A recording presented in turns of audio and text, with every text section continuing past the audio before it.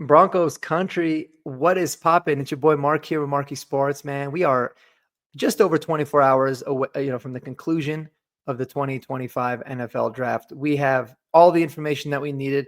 We know the 7 guys that we drafted. We know the 15 undrafted free agents. We're going to walk you guys through all the picks, talk about an overview of an analysis, maybe some grades, even though I'm not the biggest fan of grades because you can't really grade a draft until, several months from now, and at least several weeks into the season at absolute minimum to get an idea of where it's going. But we're going to do so. And if you guys love Denver sports, if you love the NFL draft, be sure to subscribe to the channel, guys. Show me some love. Interact with me in the comments, more importantly, and like the video. I appreciate you guys. And you know what? Why don't we just get right into it? Because I like the idea of that. So there it goes. The Broncos have wrapped up their draft. And I think that they nailed it. They got a home run from the 2025 draft class, and especially in round number 1. Now, I get it. I listen to a lot of analysts and local guys, and let me preface by saying I love Tyler Columbus and I love D-Mac. They're one of my favorite guys to listen to, but they were very pessimistic about this pick. They had talked a lot about how the Broncos kind of just panicked, took the best player available on their board when they really should have taken the best player available at a position of need on their board. And let me tell you why that's a flawed system. I do believe the Broncos were targeting Colston Loveland. He was obviously the first tight end. Once they realized that, going up and getting him was just not going to be something feasible anyways, they probably looked to trade back. I don't know if that's true. And then they ultimately settled on Jahdae Barrett. Let me tell you guys how I don't know if that's necessarily true. All right. By all reports, they weren't really high on Amarion Hampton. So assumption would be that they were probably pretty high on Travion Henderson. He might have been RB2 on their board, which would be my guess. But he probably had a second round grade. Why would you take a second round graded running back, especially in the first round? Doesn't make any sense. Taking a running back in the first round is already a bad idea. We've talked about that a million times. Why would you take one that's rated as second round grade? And how would you guys feel if they did that and reports came out that they had him graded as a second round pick?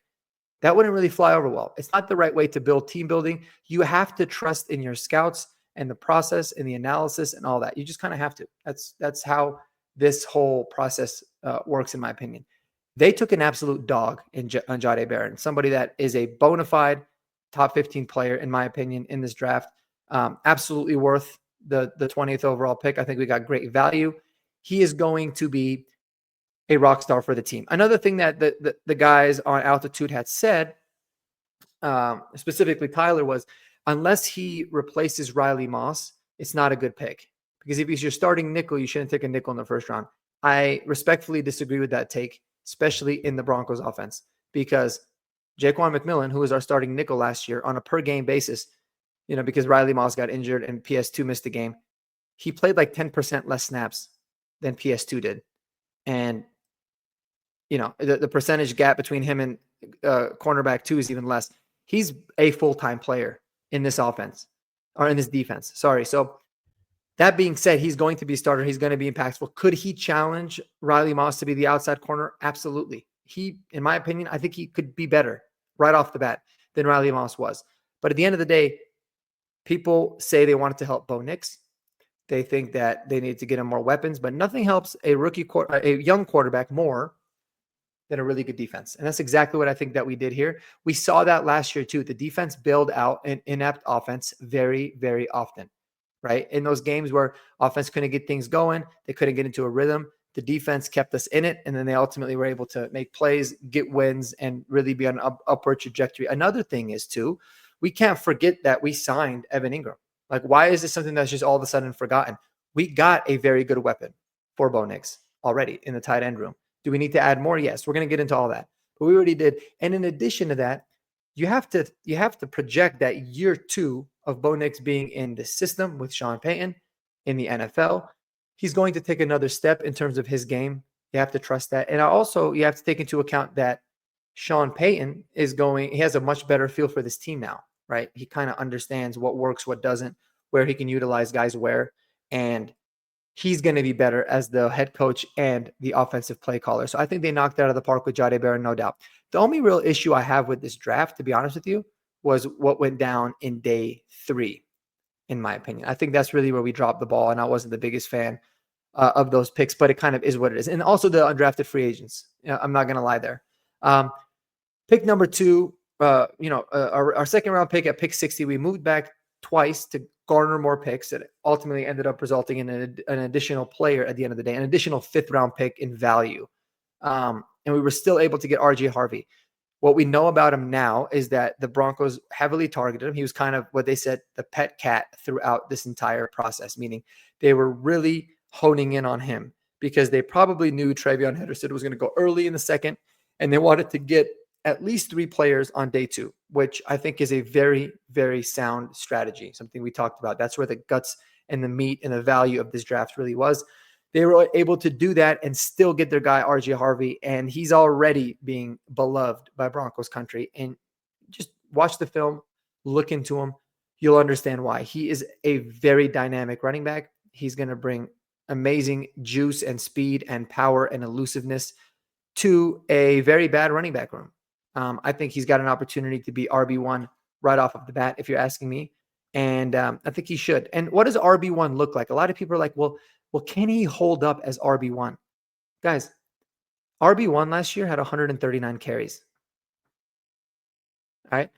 In the last two seasons in UCF, RJ Harvey's had well over 220 carries each of those years.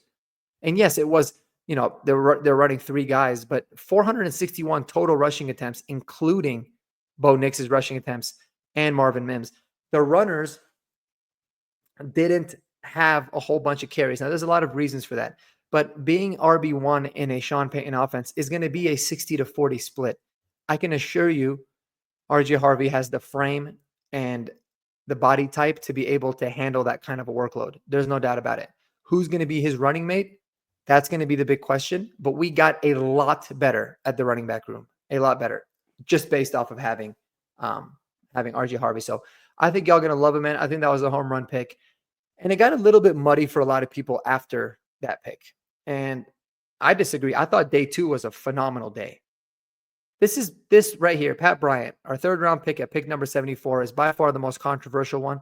And I think he has the chance, I'm not just saying this because I'm trying to be the optimistic Bronco fan. I think he has the chance to be one of the best draft picks that we ended up getting in this entire class.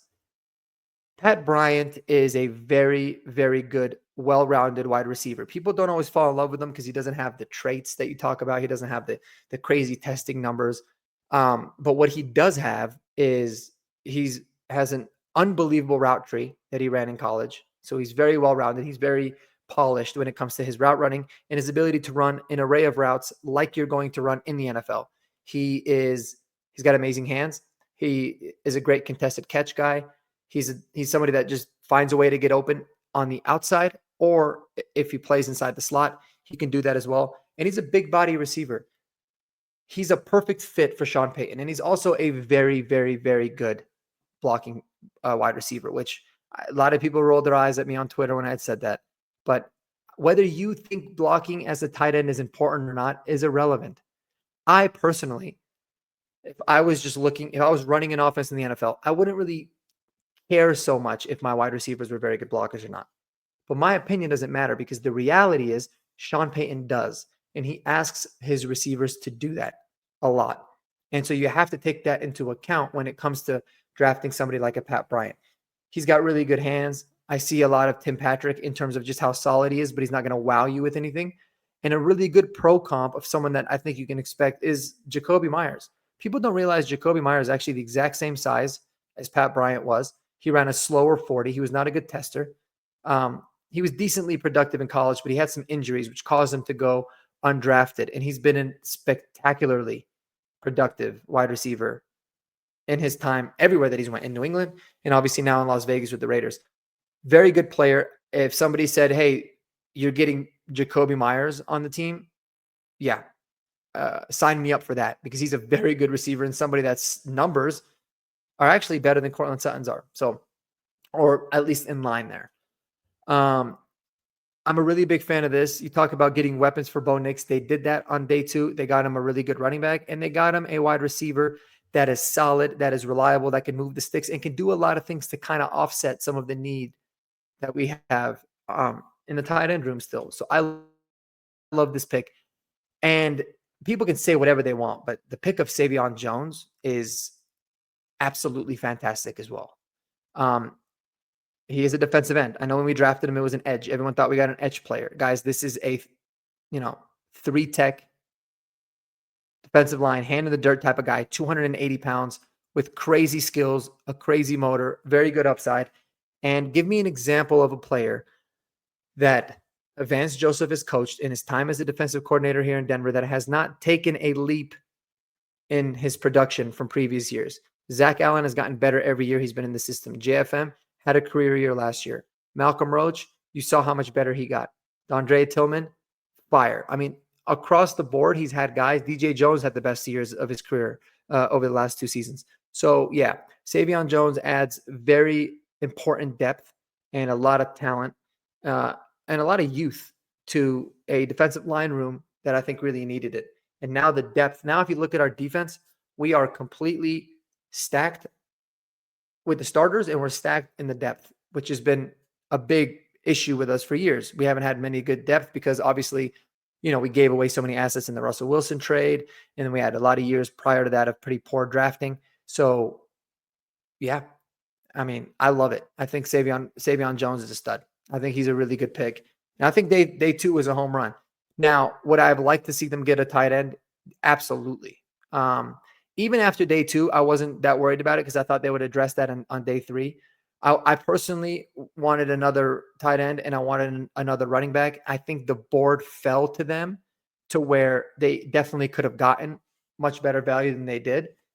And ultimately that was a little bit frustrating. Day 3 was a little bit of a disappointment for me. So they weren't able to trade. They didn't trade back from the 134 pick. They stayed and they got Q Robinson. And I don't hate the pick at all, actually. I think Q Robinson, it was a little bit like, wow, we're going defense again. He adds incredible depth to the edge room. So like I said, the defense and the depth on the defense is very good. But more importantly, guys, Q Robinson projects to be an elite 4-phase special teamer right off of the bat. And that's very important. When you're drafting guys, if you feel like they can't contribute right away on defense or on offense, but they can contribute on special teams, that's really good because you're getting production from a young player right away. They're seeing the field immediately. And that's a really good thing. And he's got crazy skills and talent. And when you hear guys like Nick Saban say he's one of the, best special teams player that he's ever coached, and he was a very, very high recruit. And he said one of his biggest regrets is not getting Q Robinson onto the field more, even though he played behind very elite players that went top 20 in the NFL draft, and one of them top 5 in Will Anderson. So, yeah, our injury is a little bit of a concern, kind of, sure. But what you're getting with Q Robinson is a very good edge rusher that is violent, that is fun to watch, and that I can't wait to see what he molds into. And our defense is solid. This is kind of where it started to go array a little bit. We traded back in the 6th round to the final pick in the 6th, and we took a punter in Jeremy Crawshaw. Now, I don't have an issue. We needed a punter, right? Who really, at the end of the day, like, punter is punter. It's kind of it's one of those where it's like, do I feel like punters should be drafted, even if they're like elite punter prospects? I don't, because you can just find punters anywhere. But it was, for all the people saying, well, we should have drafted the best player available at a position of need. Well, we did that.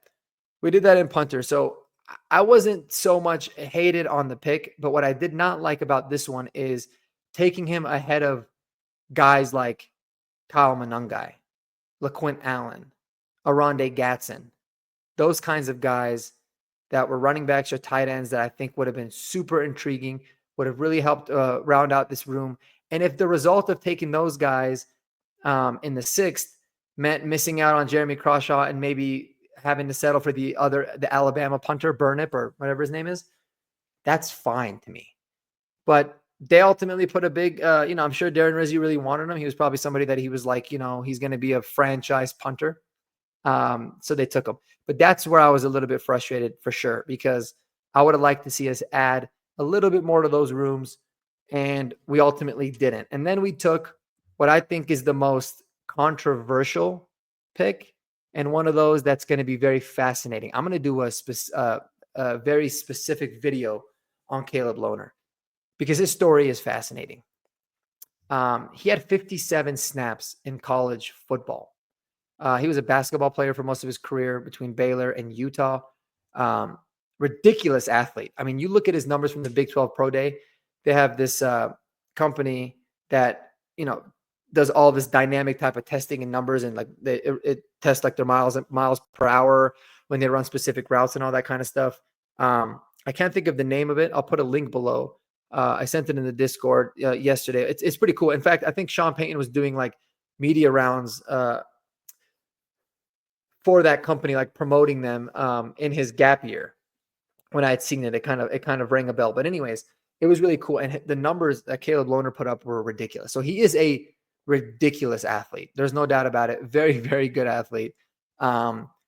He learned how to put football pants on from his teammate. His teammate had to teach him how to put them on like 6 months ago. Like this last season. That's absolutely crazy. So if you're going to ask me, and I always say you never bet on anomalies and you never have the hope with anomalies. I'm hoping for the best with this, but I personally think this was basically a waste of a pick. I think there's a chance that he might quit football, to be honest with you, in the next year or two. Because somebody that's played basketball his whole life and taken 57 snaps at the collegiate level, he had 4 catches and he had 4 touchdowns, which is pretty cool. But it's a whole different ball game, man. So it's going to be really, really fascinating to track his story. But yeah. And again, I think that there's other guys that we could have taken aside from him, but they wanted to go with someone that they felt like maybe they didn't have the best chance of getting as a UDFA. So they wanted to bring him in and draft him to ensure that they got him at pick 241. All right. So that's kind of my overall thoughts. I give the draft class itself, I give it a solid B, right on the nose. And it's because I think day 1 and day 2, it would have been a B+ or an A-, but it got dragged down a little bit by the final 2 picks. I think I just feel like they could have done better with drafting somebody else, like the guys I'd mentioned in the 6th round over Jeremy Crawshaw, and again in the 7th, instead of going with not just a project, a huge project.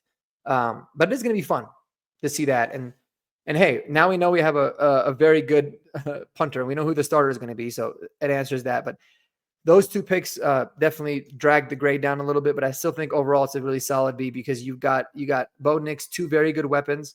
You got 2 defensive players that I think could be elite at their positions, that can bring a lot of traits that can be very good. And then you've got somebody in Q Robinson who's kind of that wild card in terms of how he's going to contribute on defense, but he's a phenomenal special teamer, and you got to love that. So I'm all good with that. I'm all good with the draft class. I think it was a solid B, no doubt about it. And for anybody saying, oh, we took Pat Bryant too early, I address this a lot. You guys don't know that. A PFF mock draft simulator or what some of these other, scouts and analysts have him doesn't mean that other NFL teams had it. And all it really takes is one NFL team to be just as high on Pat Bryant as you to give you enough of a reason to take him if you really want him. That's what the Broncos did. I think y'all going to love Pat Bryant, man. I can't wait to see him. He's the one that I'm really excited to see that not a lot of people are going to talk about. Obviously RJ Harvey as well and Jahdae Barron. So I like the class overall. I'm not worried about it too much. Here's where it got very interesting to me. I thought, okay, we didn't end up getting that second running back. We didn't end up getting a more polished tight end. So I would have liked to see us add to that. And then I wanted to see us add an interior offensive line, which we definitely did that. So kudos to the Broncos team. In fact, I think that we got some undrafted guys that, play on the interior of the offensive line that certainly have a good chance to make the team. And we're going to start off with Jacksonville State center Clay Webb.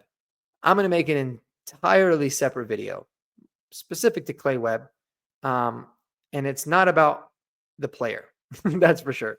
For anybody that doesn't know, he got into quite a bit of trouble early on in his career. It ended up basically making him leave Georgia, where he was playing, and he was a very good player, to go to Jacksonville State. And we'll just keep it at that. It was a it was a very, I wouldn't say it was a horrifying story in a sense of there's a lot of other accusations that I would say are worse, but it was just unbelievably stupid and immature. And I think it says a lot about his character at the time. Do people grow up? Sure. That aside, he's a very, very good interior lineman. He's a great guard and center. He's someone that if he didn't have the off the field incident that happened, he probably would have remained at Georgia and he would have gone in the first 2 days of this draft. No doubt about it. He is that good. And so I think he's going to have a really good chance to make the team. In fact, I think of all of the undrafted free agents, because undrafted free agents, man, you know that one of them will make the team, sometimes even two, like last year even. I think he makes a team, no question about it, because he's a very good player. He could play center and guard, and we could use more playmakers there. In fact, he might even legitimately be able to push Luke Wattenberg to be the starting center this year. So really big fan of his game, not necessarily a big fan of the person. But like I said, another story for that. And then, we got a linebacker. We got an offensive lineman in Marcus Cox. He's more of a tackle prospect. We got Arkansas State wide receiver Courtney Jackson. He's, a lot of these, D3, D4 guys are going to be here. He's a little bit of a bigger body wide receiver. And then we got Jerwan Newton, who's a smaller, quick guy from Toledo. Very, very fast, kind of more of a slot guy. Same with Joaquin Davis. He's a little bit of a smaller wide receiver. Another guy that I think has a really good chance of making this roster is Missouri as Johnny Walker Jr. I don't know if he dropped because of injuries, but he was someone that a lot of people had mentioned saying he could be a sleeper. He's got some traits, something that's interesting. We got cornerback here and Jaden Robinson, and we got another tackle prospect. We got a nose tackle and Christian McDowell, really big body guy, 340 pounds. Utah linebacker, Kareem Reed. He was someone that some people thought was going to be a day 3 pick as well. Ended up going undrafted, undersized linebacker, but it'll be interesting to see, can he contribute on teams? How does he look? Another corner, and then an interior defensive lineman. So here's the crazy thing. We went, pretty heavy on defense in the draft, all things considered, a lot heavier than I thought we would. Obviously, we got 3 offensive players. Technically, we got 3 defensive players, and we got a special teamer. But, we got a lot more defensive players than I had thought, especially after Jahdae Barron was taken with the number 1 pick. I thought we were going to go heavy on the offense.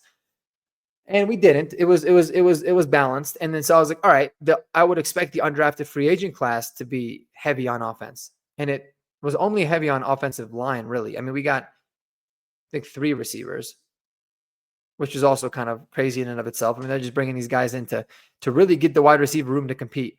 We got 3 receivers. We got 1, 2, 3, 4, 4 offensive linemen, both interior and exterior. And then we got 1, 2, 3, 4, 5, 6, 7 of the 13 guys that we had signed are on the defensive side. So yeah, I thought it was a little bit, I would say disappointing and also surprising. I would like to see us add more. But guys, that also doesn't mean that we are done adding to the team. We still have a few different roster spots open, especially with having 2 long snappers and 2 punters. Once those guys are gone, it'll open up more. And it's a very fluid situation. There's free agents that are available to be signed right off of the bat. I expect for the Broncos to make a move or 2, especially because it's not going to count against their compensatory picks or anything moving on. And then as the season goes, as camp goes along, and as the cuts are made after the preseason, there's always a lot of vet guys that get cut or that become available via trade because cap reasons, or younger guys are stepping up behind them, or whatever that might be. So to give you guys some of the free agents that I'm intrigued by, that I think we should certainly look at signing. Obviously, J.K. Dobbins is one of the running backs. We've been talking about him for a while. That should be in consideration to get brought in just to add to the room. At least with him, he can be your pass protecting running back. He's very good in pass pro. And yes, he has the injury concerns. I get it, but he's a dynamic runner when he's healthy. But if you have him in a limited role, he can be a very solid contributor for your football team. And I think for most of the season, no doubt about it. There's, tight ends like Gerald Everett, someone that I'm surprised was as young as he was. He's going to be 31. by the time the season starts, but he's played a lot of football. He's had a lot of productive years. Not necessarily the best blocker, but he's got some ability to do it. He's a bigger body guy. And he's someone that I think we should take a look at and say, yeah, we'd like to add a little bit more to that tight end room, because after Evan Ingram, it gets extremely thin, unbelievably thin, and much, much thinner than I would like for it to. Like, I don't want to have to rely on Evan Ingram that much. So that being the case, those are just a couple names, and then you never know who's going to be traded, man. Harrison Bryant, Michael Mayer from the Vegas Raiders. He's been in trade talks for a while. He might at some point become available. David Njoku, right? Mark Andrews. You never know.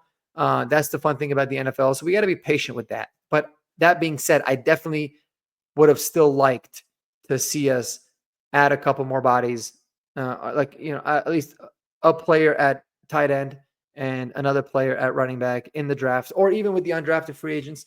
And surprisingly, we didn't. So it kind of is what it is at this point. I don't like the fact that it's come to the point where we have to kind of see how it works out or hope that we can get this player or that player. But we're just going to have to see. We're going to have to wait and see. So I want to know how you guys are feeling overall about this NFL draft class. I think the Broncos did a much better job than I think they're getting credit for. Yes, I think George Payton and Sean Payton were maybe put on a little bit of this pedestal, and they thought that they were just going to absolutely knock everything out of the park. But you're not going to know if they did or not until these guys get on the field and start playing. And it starts a rookie minicamp, man, in 2 weeks. So I'm excited about that. Let me know below who is your favorite pick, who is your least favorite pick, and why. I hope you guys have a wonderful night. And until the next time, go Broncos, and peace out.